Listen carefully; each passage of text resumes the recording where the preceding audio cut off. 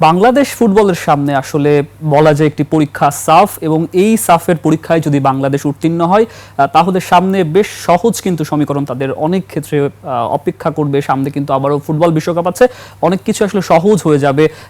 এছাড়াও সাফে বাংলাদেশের আসলে ভালো করার সম্ভাবনা কতটুকু, কাদেরকে আমরা পাচ্ছি, এসব নিয়ে আসলে আজকে আমরা কথা বলবো।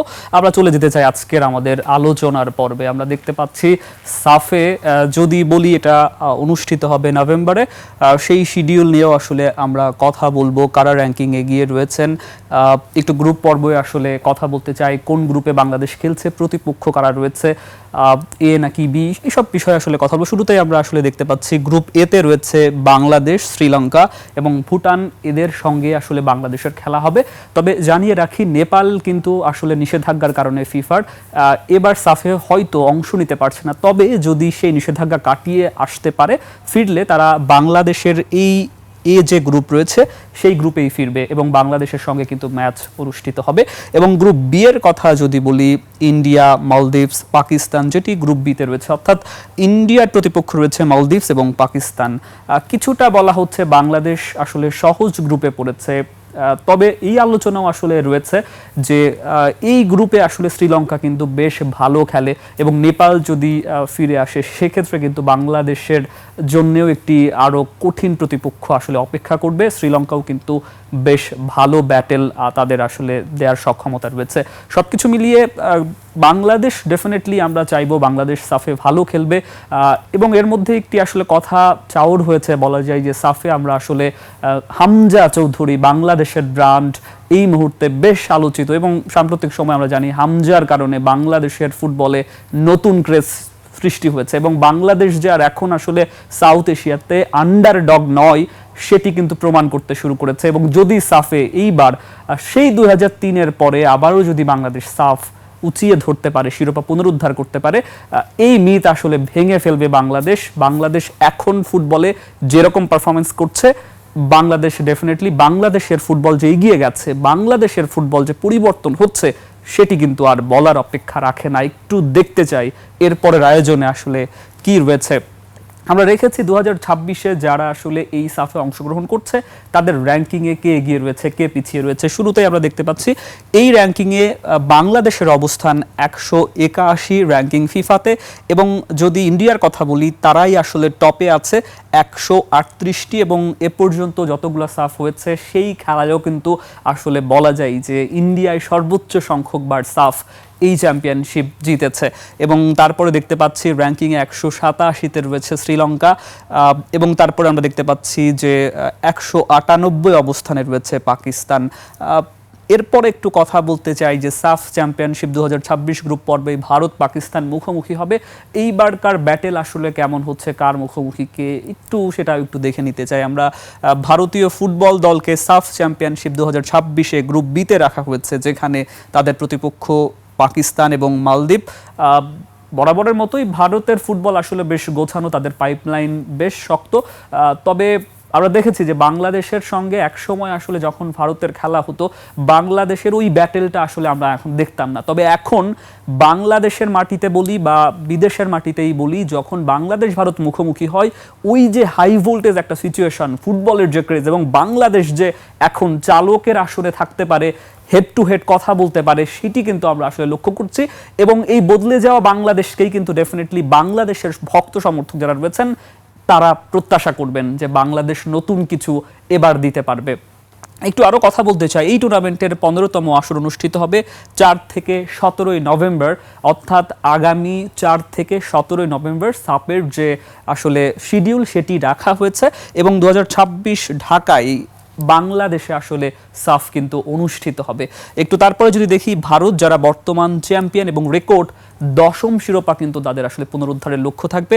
এখনো পর্যন্ত তারা 9 বার আসলে এই টাইটেল জিতেছে, এবং তারপরে মোট 7টি দলকে 2টি গ্রুপে ভাগ করা হয়েছে। যেমনটি বলছিলাম, নেপাল যদি আসলে কামব্যাক করে সেই ক্ষেত্রে তারা বাংলাদেশের গ্রুপে, গ্রুপ এতে আসলে অংশ নিবে, এবং সেই ক্ষেত্রে বাংলাদেশের জন্য এই ব্যাটেলটা আরও কিছুটা কঠিন হবে। তবে যেহেতু বাংলাদেশের দলে হামজা চৌধুরী, সমিত সোমরা রয়েছেন, সেক্ষেত্রে আমরা অবশ্যই আশা রাখতেই পারি এবার বাংলাদেশ আবার সেই তার সাফ পুনরুদ্ধার করতে পারবে 2003 3-এর পর আরেকটু দেখতে চাই টুর্নামেন্টের ফরম্যাট। প্রতিটি দল তাদের গ্রুপের অন্যান্য দলের সঙ্গে একবার করে রাউন্ড রবিন লিগ খেলবে। এই সিস্টেমে আসলে ম্যাচগুলো আসলে অনুষ্ঠিত হবে সেগুলো আসলে চলবে। গ্রুপ বির কথা বলেছি, ভারত 138তম, মালদ্বীপ 173তম এবং পাকিস্তান 194তম আসলে অবস্থান নিয়ে 98তম অবস্থান নিয়ে ফিফা র্যাঙ্কিং আসলে এই ম্যাচে নামবে। জিততে পারলে ডেফিনেটলি সেই র্যাঙ্কিংয়েও কিন্তু এগিয়ে যাওয়ার একটি সুযোগ রয়েছে এবং বাংলাদেশ ডেফিনেটলি চাইবে সাফের এইবার টাইটেল পুনরুদ্ধার করে তাদের সেই র্যাঙ্কিংকে আরও এগিয়ে নিতে। ম্যাচের কথা বলেছি, সেমিফাইনাল অনুষ্ঠিত হবে যেটি আমরা দেখতে পাচ্ছি 14 নভেম্বর 2026 এবং ফাইনাল অনুষ্ঠিত হবে 17 নভেম্বর 2026। এরপরে আসলে বেশ কিছু বিষয় নিয়ে আর একটু কথা বলতে হয়। এই মুহূর্তে বাংলাদেশ দলের নতুন কোচ থমাস ডুলি, তাকে নিয়ে একটু কথা বলতে চাই। থমাস ডুলি তিনি বলেছেন, খুব দারুণ কথা বলেছেন তিনি, যে বেশ আসলে পজিটিভ মানুষ, তার কথা সেটি শুনলেই আসলে বোঝা যায়। একটু দেখতে চাই তিনি কি বলেছেন। আমরা এমন সব ফুটবলার খুঁজছি যাদের পাওয়া সহজ। ফুটবলারের বয়স 17, 18 নাকি 19 বছর তা নিয়ে আমার কোনো মাথা ব্যথা নেই।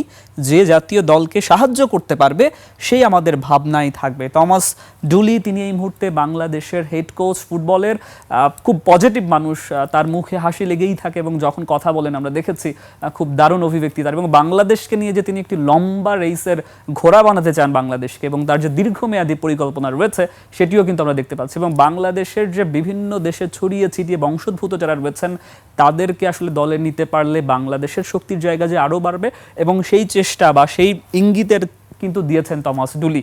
ডেফিনেটলি তার হাত ধরে বাংলাদেশ আরও এগিয়ে যাবে সেই প্রত্যাশাই থাকবে। একটু তারপরে দেখতে চাই, তার বিষয়ে আবারও ফিরে আসব।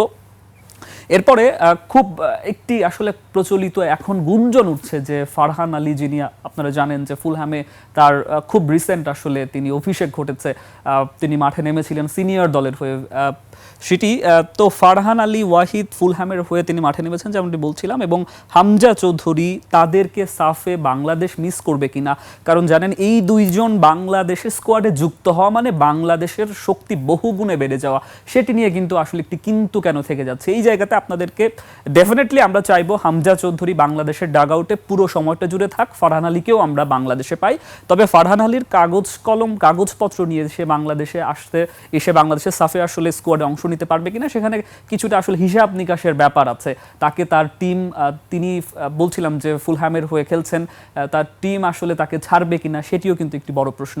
এবং যেমনটি আসলে বলছিলাম যে হামজা চৌধুরী তিনি কিন্তু লেস্টার সিটির হয়ে খেলেন, তো তার দলও আসলে ওই সময় যদি বিবেচনা করে যে বাংলাদেশে গেলে বাংলাদেশের হয়ে খেললে তার জন্য সেটি একটি দুর্দান্ত ব্যাপার হবে, সেক্ষেত্রে হয়তো বাংলাদেশ বাফুফে যদি ওই ক্লাবগুলোর সঙ্গে আলোচনা চালিয়ে যায়, তাদেরকে যদি আসলে ইমপ্রেস করতে পারে, তাইলে হয়তোবা আমরা ফারহান আলী বা বলছিলাম হামজা চৌধুরীকে বাংলাদেশের স্কোয়াডে দেখতে পাবো এবং ডেফিনেটলি আমরা চাইবো সেটি ঘটবে।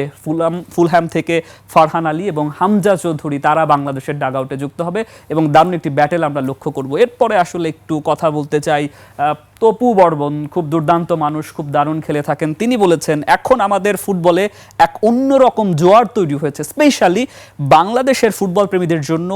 একই সঙ্গে আমাদের দলটাও পরিবর্তন হয়েছে, হামজা সামিতের মতো খেলোয়াড়রা দলে যোগ দিয়েছেন, সামনে আরও কয়েকজন যোগ দেবেন। আমাদের লক্ষ্য থাকবে 23 বছর পর যে কোনো সাব চ্যাম্পিয়নশিপের ট্রফিটা যে কোনো মূল্যে আমাদের ঘরে রাখতে। ডেফিনেটলি তপু বর্মনের সঙ্গে আমরাও বলতে চাই যে দীর্ঘ 23 বছর পর বাংলাদেশ আবারও সেই যে সাফের যে ট্রফি রয়েছে সেটি পুনরুদ্ধার করতে পারবে। এবং মুরসালিন বাংলাদেশের ইয়াংস্টার, তিনিও কিন্তু তার সুরেই আসলে সুর মিলিয়ে একটি কথা বলেছেন, একটু দেখতে চাই। সাফ জয়ের সুযোগটি আমি মিস করতে চাই না, আমাদের ভালো পারফরমেন্স করতে হবে, প্রস্তুতি নিতে হবে, আমার কথা যে কোনো মূল্যে এবার তা জিততেই হবে। তিনিও কিন্তু সেই একই সুর দিয়েছেন।